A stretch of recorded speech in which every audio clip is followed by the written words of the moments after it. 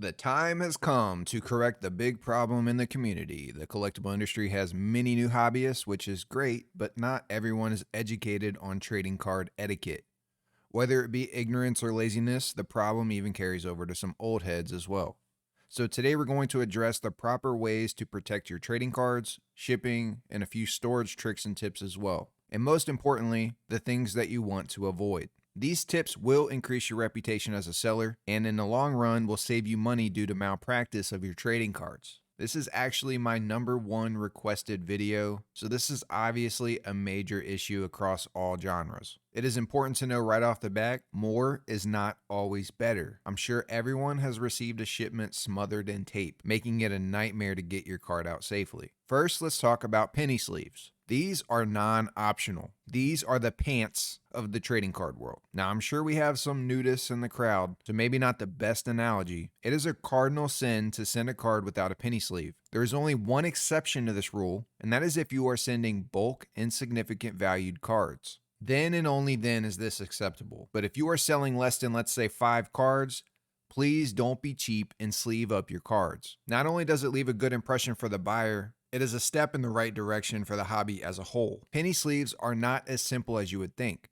There are many different sizes, thicknesses, and some other types that we'll talk about later on. Since this is a Fortnite channel, we are going to talk specifically the best sizes for Fortnite cards. If you are here for other genres, please do your own homework to ensure that you order the right size. I have links in the description to save you hours of searching because many of the nomenclatures are not obvious as you would think. And it only takes one word change to make a significant difference with what type of penny sleeve you're ordering. I've had my fair share of trial and errors with ordering wrong sizes and wrong types, so take advantage of my losses. Now let's discuss the don'ts for penny sleeves. Do not use thick sleeves. Sleeves are not for support. The thicker the sleeve, the more difficult it is to slide your card in. You are 100 times more likely to damage the top of your card due to the force required to get it in there. This is due to the gripping strength along the seams. Additionally, the stronger the sleeve, the easier it is to split your card when you're trying to put it in the pouch. Penny sleeves serve one purpose, and that is to protect the surface.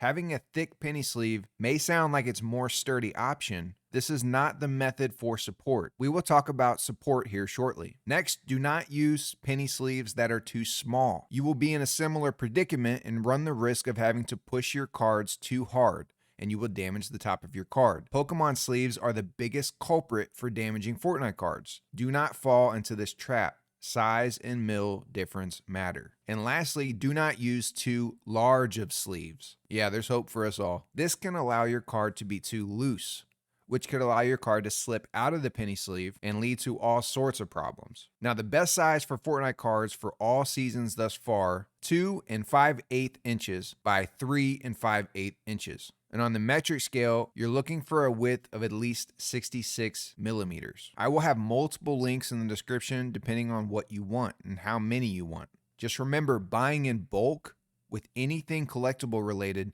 tends to give you a big discount. So if you're going to use them one day, go ahead and save yourself some money. Now, with that being said, the softest penny sleeve still has the ability to split your cards if you're not careful. There are a few methods to mitigate this risk. You may use a razor blade to nick the seam of the top or left right corner, or simply cut a small amount off of the top right corner entirely. I highly recommend if you have a high value card, go ahead and mitigate the risk by nipping that corner. Now, you do have to have some very sharp scissors to cut that top corner. Your dailies will not be able to handle it. All it's going to do is wrinkle up your sleeve. All right, next on the list is card support. There's not just one route here. You should decide in the beginning if you intend to grade your cards in the future. If you do intend to grade, you may want to actually start with card savers over top loaders. But if you intend to collect raw and maybe sell your cards raw, then top loaders are more than sufficient. There are other methods such as magnetic holders. If you do use these, you have to be extremely careful. It is very easy to pinch your cards. If there is any wiggle room at all, you actually run the risk of indenting your card as it moves inside the holder. Me personally, I do not risk my cards in any magnetic holders. I'm not going to tell you don't use them, but I am asking you to please be very careful. And the other type that you absolutely should never use is any screw tight holders. These can actually smush your cards, and you wouldn't think that would be able to do much, but it actually is pretty damaging. And you will see lines in any hollow foils or optichromes or crushed corners or crushed edges. Now, understand no matter what method you choose, you need to be creative sometimes with some cardboard support. USPS boxes are free at any location. You can actually just walk in and grab you some boxes. You can cut these boxes up to add some extra support, but do know that there are some easier options out there. These guys right here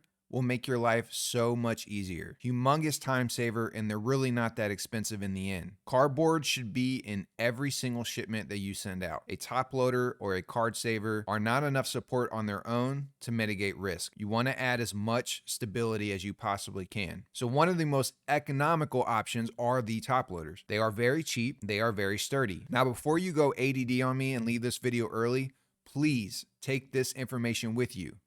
You must use a penny sleeve on your card before you put it in a top loader. I almost want to say this 200 times in a row, but nothing screams amateur more than receiving a card with a top loader and no penny sleeve. When they cut these top loaders, plastic shavings go everywhere, and you will find times where the plastic is actually inside your top loader. The penny sleeves will protect you from these microplastics, but occasionally there will be some larger chunks in there. Just throw that shit away. It's too much of a risk. If your top loader packs are littered with these large plastic chunks, send that shit back. It ain't right. And that's only part of the problem. The other issue is if your buyer wants to remove this card from the top loader, it is actually very difficult to get it out of the top loader without messing it up, whether it be from the oils from his fingers or the amount of pressure required to pull that thing out, because sometimes it does get suction cupped to the top loader. This can all be avoided if you just use a penny sleeve. They're called a penny sleeve. They cost 2 pennies. 2.5 pennies maybe. Now here's the other side of top loaders. Grading companies do not like them. The cons are that cards can slide out of these mother truckers, and the solutions to preventing this is tape, and PSA doesn't like tape. PSA, as well as everyone else that has ever unpackaged trading cards, hate tape. I mean, it is a necessary evil at times, but the shit sucks.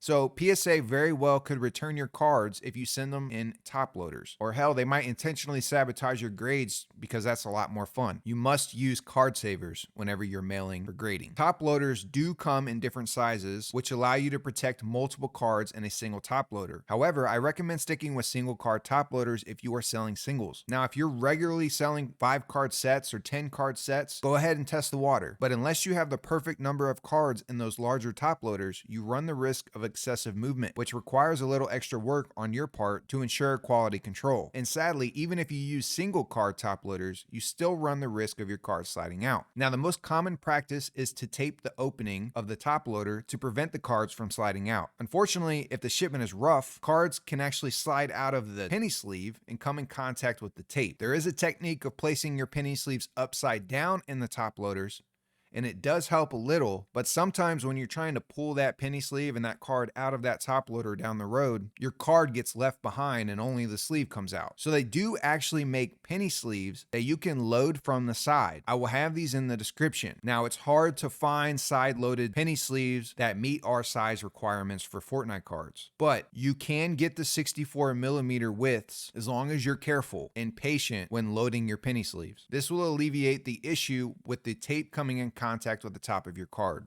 But you need to use buddy tabs, aka you need to give the buyer a place to start pulling the tape off without using their goddamn fingernails. And when you're packaging your box or you're attaching your top loader to cardboard or whatever, always use a buddy tab and don't overdo the tape. It does not take much. When you tape your top loaders, you shouldn't be using the same bulky residue heavy tape that you use on your boxes. You just ruin the top loader and annoy the piss out of your buyer. That residue will always transfer over to the top loader, and that thing is pointless from that point forward. And lastly, if you get top loaders from the manufacturer and they're all curved, it is likely due to being at the bottom of a pallet. Send that shit back and make them send you some proper top loaders that aren't damaged. Bent top loaders are anthrax and a pinata. Now, it is important to note if you plan on sending out a lot of cards for grading to PSA, SGC, or BGS, you may want to initially just start investing in card savers. They are a little bit more expensive, and these are different than top loaders. They are a softer plastic, and they do a much better job of gripping your card and holding them in place inside the card saver. There's no tape needed. However, they do lack a little extra support than top loaders, but in numbers, they have the same strength. Just know if you're sending less than 5 cards, you will need to get creative with the cardboard to strengthen your shipment. Cardboard is free. Don't be lazy. Or do be lazy and buy these. If you mail your cards in a white envelope, be prepared for disappointment. Just understand it is a risk. Now, if the card is valued under $5, this is clearly the most economical way to mail this card. But at a bare minimum, you should use a penny sleeve and a top loader. If your buyer asks for this method, be prepared to assume all responsibility when the card shows up mutilated. eBay will always side with the buyer here. Even if you warn them and say they take full responsibility, it doesn't matter. I personally stopped shipping white envelopes for this reason. But you do whatever you're willing to do. At the end of the day, it's all about profits, right? But your reputation in the long run will generate you more cash. So do not be cheap, especially in the beginning. It's like giving away your mixtapes when you're a rapper. If you want to catch a record label down the road, you got to put in the work. And the last thing I'll share is some great ways to store your cards. I have found these cardboard storage boxes to be the most economical way to store in bulk. I take things a little bit further though. I've actually bought myself some metal cabinets to add a little bit of fire protection and some minor flood protection. But there are many premium options out there, and I will link some in the description below. But at the end of the day, you have to do what you have space for. But please do yourself a favor and do not put your cards on the floor. Flooding is a real thing. Whether it's from a pipe or your kids leaving the bathtub running, or God forbid a tornado or hurricane, just try to keep all that in mind when you do your storage. Out of all of these things, I would be most concerned about flooding though. Insurance companies typically won't cover collectibles regardless, but they 100% will not if it's flooding unless you have flood insurance. And even then, you have to have written documentation of what your card was worth and some proof that you even had it to begin with. I mean, I guess you could just show them your sad remnants of what's left. But you also have the option to send in your cards to companies that will actually hold your cards like PWCC. And there are other options as well. And shit, they might even shield bid your cards for you. I'm joking, but seriously, shit card etiquette is like my pet peeve and hurts me to my core. So learn and do right. So until next time, I'm out.